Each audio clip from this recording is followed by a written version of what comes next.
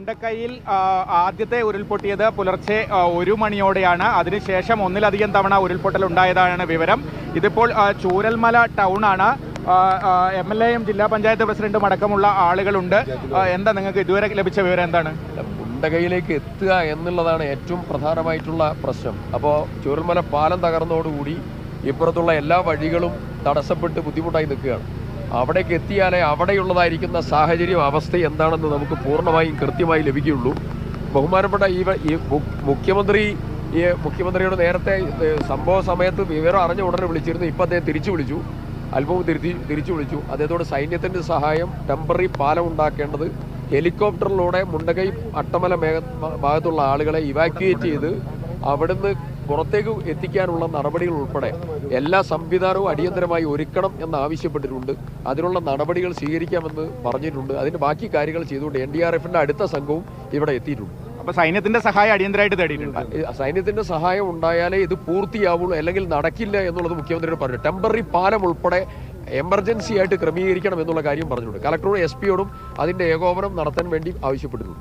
T. Siddique MLA ആണ്. അദ്ദേഹം ഇവിടെ കാര്യങ്ങൾക്ക് നേതൃത്വം നൽകുകയാണ്. ജില്ലാ പഞ്ചായത്ത് പ്രസിഡന്റ് ഇവിടെ എത്തിയിട്ടുള്ള ആദ്യത്തെ ഒരു വിവരം എന്താ?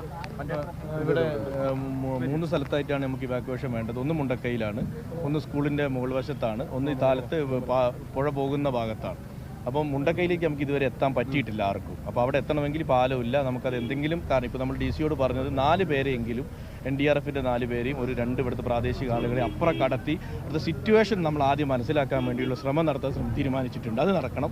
2 ഇവിടെ നമ്മൾ റോഡ് ബ്ലോക്കാണ്. ആ റോഡ് ബ്ലോക്ക് നമ്മൾ മാറ്റി കൊടുത്താൽ ഈ മുകളിലുള്ള ആളുകൾ നമുക്ക് റെസ്ക്യൂ ചെയ്തിട്ട് ക്യാമ്പുകളിലേക്കും മറ്റും നമുക്ക് കൊണ്ടുപോകാൻ പറ്റുമെന്നുള്ളതാണ്. മൂന്നാമത് ഈ പുഴ കടന്നു പോകുന്ന വഴിയിൽ ആളുകൾ മുകളിലേക്ക് കയറി നിൽക്കുന്നുണ്ട്.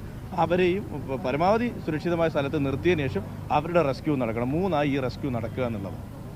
പഞ്ചായത്ത് പ്രസിഡന്റ് ഉണ്ട് മേപ്പാടി. എപ്പോഴാണ് അറിഞ്ഞത്? എന്താ സംഭവിച്ചത്? ഞങ്ങൾ ഇന്നലെ പകൽ ഇവിടെയുള്ളവർ മാറ്റി തുടങ്ങിയിട്ടുണ്ടായിരുന്നു. കുറേ മുകളിൽ പുഞ്ചിരിമട്ടം എന്ന് പറഞ്ഞ പ്രദേശങ്ങളിലും അതുപോലെ തന്നെ ആ പ്രദേശങ്ങളിൽ കഴിഞ്ഞ പ്രാവശ്യം 2019 നടന്ന പ്രയാസം മനസ്സിലാക്കിക്കൊണ്ട് നേരത്തെ കുറേ പേരൊക്കെ മാറ്റി, ബന്ധുക്കളിൽ നിന്ന് മാറി കുറച്ച് പേരെ ക്യാമ്പിലേക്ക് മാറ്റി. ഞങ്ങൾ സന്ധ്യയ്ക്കാണ് ഇവിടുന്ന് പോയത്, വൈകുന്നേരത്തെ ഇവിടുന്ന് പോയത്. അതിനുശേഷമാണ് ഒരു 2 മണിയോട് കൂടിയാണ് നമ്മൾ ഇത് അറിയുന്നത്. ഇങ്ങനെ ഉരുൾപൊട്ടുണ്ടായിരുന്നു, വളരെ ഭീകരമായാണ് അവസ്ഥ എന്നുള്ളത്. അപ്പോൾ തന്നെ ഇവിടെ എല്ലാ സംവിധാനങ്ങളും ഒരുക്കുകയും എല്ലാവരും എത്തുകയും ചെയ്തിട്ടുണ്ട്. പക്ഷേ ഒരു കാരണവശാലും നമുക്ക് ചൂരൽമലയിൽ നിന്ന് മുണ്ടക്കൈക്ക് കടക്കാൻ കഴിയുന്നില്ല. പാലം പോയി. അവിടെ ആ പ്രദേശം ഇപ്പോൾ ഒറ്റപ്പെട്ട് കിടക്കുകയാണ്. അവിടെ എത്തിപ്പെടാൻ ഇപ്പോൾ എന്തെങ്കിലും ബദൽ സംവിധാനം ഇല്ലാണ്ട് അങ്ങോട്ട് പോകാൻ കഴിയില്ല. അവിടെ എല്ലാവരും ഇപ്പുറം എത്തിക്കാനും കഴിയാത്ത സാഹചര്യമുണ്ട് ഇപ്പോൾ നിലവിൽ.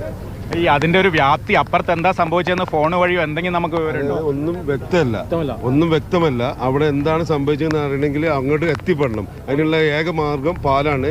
ആ പാലം പോയിട്ടുണ്ട്. അടിയന്തരമായിട്ട് ആ പാലം നിർമ്മിച്ച് അങ്ങോട്ട് കടന്നു പോയാലാണ് അവിടെ എന്താണ് സംഭവിച്ചത് പിടിക്കാൻ പറ്റുന്നില്ല. അത്രയും ഡേഞ്ചറാണ്, പിടിക്കാൻ പറ്റുന്നില്ല.